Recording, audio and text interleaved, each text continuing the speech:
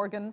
He is an emeritus professor of U.S. Studies at University College London. He joins us now from the UK. Thanks so much for being with us.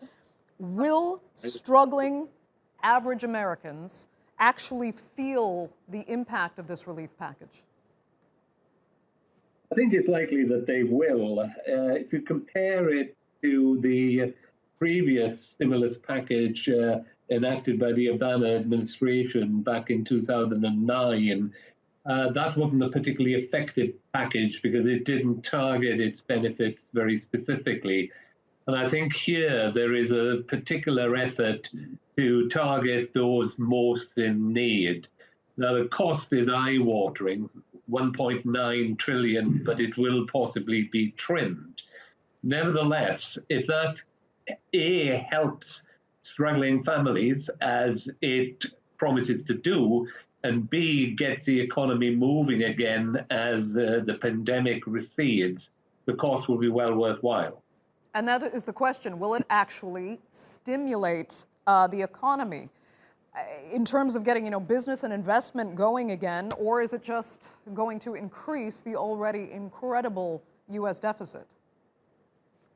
Well, we have to see this in two stages. This is a relief stimulus to help those who need help now.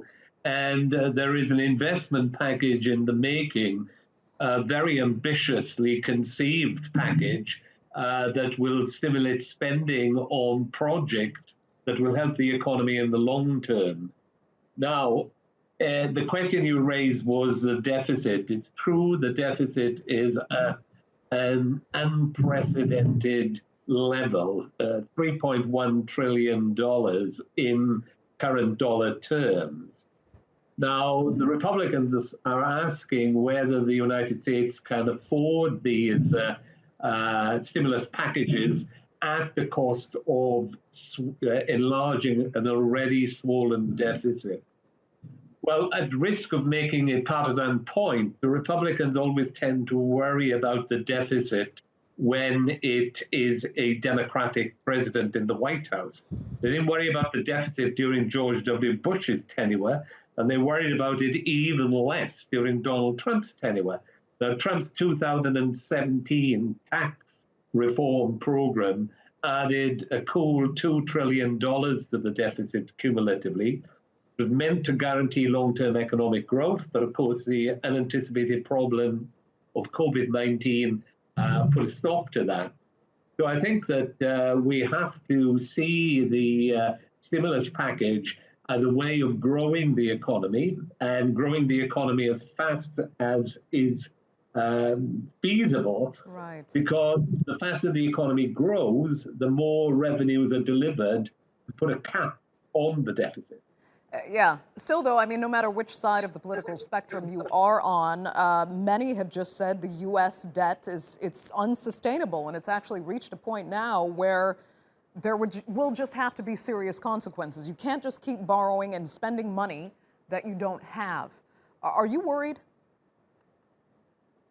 Well, it depends on how long this party goes on for. A lot of people said, myself included, that the United States cannot go on borrowing at this rate, but it always manages to do so. The world is awash with capital at the moment. That's why interest rates are low. So is this going to continue forever? You'd be a fool to gamble on that.